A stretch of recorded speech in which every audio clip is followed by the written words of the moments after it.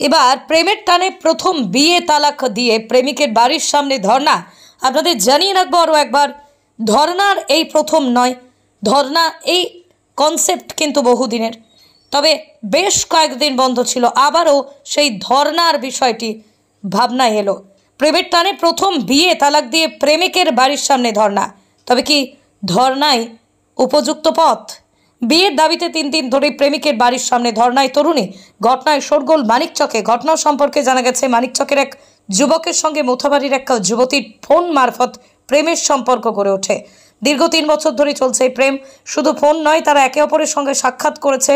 উভয়ের মধ্যেই ঘনিষ্ঠ সম্পর্ক গড়ে ওঠে, এমনকি একে অপরের সঙ্গে বারবার সহবাসে লিপ্ত হয় বলে দাবি তরুণীর।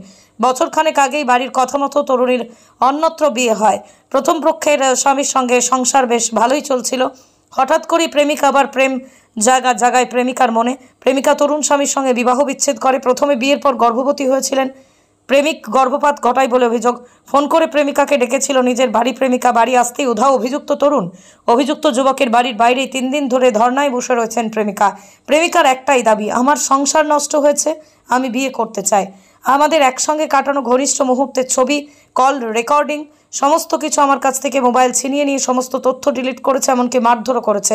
গলা টিপে প্রাণে মারার চেষ্টা করেছে বলে অভিযোগ। গলায় ও হাতে আঘাতের চিহ্ন জ্বলজ্বল করছে। মানিকচকে আমাদের সম্পর্ক 3 বছরে আমার সঙ্গে রিলেশন হয়েছে।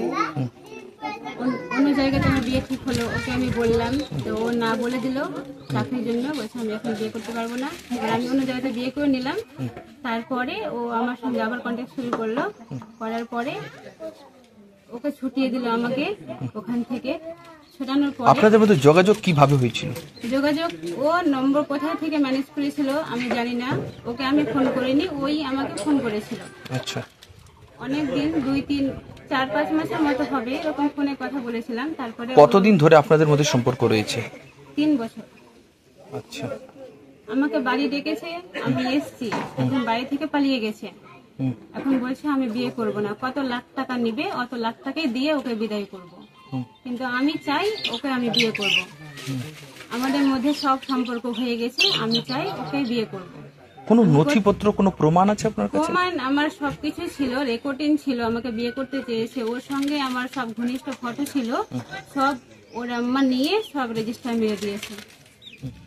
এখন আমার কাছে কোনো প্রমাণ নেই, সব রেজিস্টার মেরে দিয়েছে। মারধর করা হয়েছে আপনাকে? হ্যাঁ, মারধর করা হয়েছে। আমাকে মেরে ফেলার চেষ্টা করেছিল, আমি নিজেকে বাঁচিয়ে এখন এখানে আছি। বাড়ির বাইরে বসে আছেন? বাড়ির বাইরে এখন বসে আছি। কবে থেকে আছেন? আমি আজ 3 দিন হয়ে গেল এখানে এইভাবে ধন্যবাদ দিয়ে আছেন? এখানে আছি। কি চাইছেন আপনি? আমি চাই এখন আমাকে বিয়ে করো। আমি এটাই চাই, আমাকে বিয়ে করো। আমার টাকা দরকার নেই। ও বলছে কত লাখ টাকা নিবি, আমার টাকা দরকার নেই। ওখানে বিয়ে দেওয়ার পরে একটা পেটে বাচ্চা আছে, ওটা ওই নিয়ে গিয়ে নষ্ট করেছে। বলছে আমি বিয়ে করব, সন্তান নিতে হবে না, নষ্ট করে দাও। লোকাল ডক্টরের কাছে নিয়ে গিয়ে নষ্ট করেছে। বিষয়টা লিখিতভাবে জানাবে থানায়, পুলিশ প্রশাসনকে? হ্যাঁ। এলাকায় আমাদের এটাই গ্রাম, এই গ্রামের আমরা মানে বসবাস করি। শুনতে পেলাম যে এরকম ছেলে, তো শুনলাম যে ওর মানে সাথে একটা ভালোবাসা এর আগে ছিল, করেছিল। তারপরে হয়তো একটা বলা হয়েছিল ঠিক আছে তুমি যাও, আমি দেখছি। মেয়েটা হয়তো বিয়ে হয়েছিল, আবার ওখান থেকে পলিসি দিয়ে ছুটি নিল। ছুটি নেওয়ার পরে এখন তো মেয়েটার লাইফটা নষ্ট। মেয়েটা আবার এসছে এখানে। মেয়েটা বসে আছে বাড়িতে? হ্যাঁ, বাড়িতে বসে আছে বাইরে। তার সাথে মেয়েটাকে এভাবে মানে একটু মারধরও করেছে। যেগুলো ভিডিও ক্যামেরা করেছিল, ছবি করেছিল, ডিলিট করেছে। ছেলে কোথায়? ছেলেটা এখন বাইরে। বাইরে। এলাকাবাসী হিসাবে কি মনে করছেন? না, আমাদের যেহেতু সমাজ এলাকা, আমরা চাই যে যেহেতু ওদের সাথে মিলামিশা মানে হয়ে আছে, আর মা বোন তো সবারই আছে, প্রত্যেকেরই আছে। তো এগুলো না করে বিয়ে আমাদের মানে মনটা যে বিয়ে দেওয়াটা উচিত আছে। আপনার নাম? আমার নাম শেখ আকবর। গ্রামে দুদিন ধরে মেয়ে এসে ঝর্ণায় বসে আছে। শুনছি গিয়ে 3 বছর ধরে ভালোবাসা। মেয়েটার বিয়ে হয়েছিল, আর বিয়ে হয়েছি, তারপরে আবার ছেলেটা ওকে ফুসলে ফাসলে আবার বলেছে যে আমি বিয়ে করবো।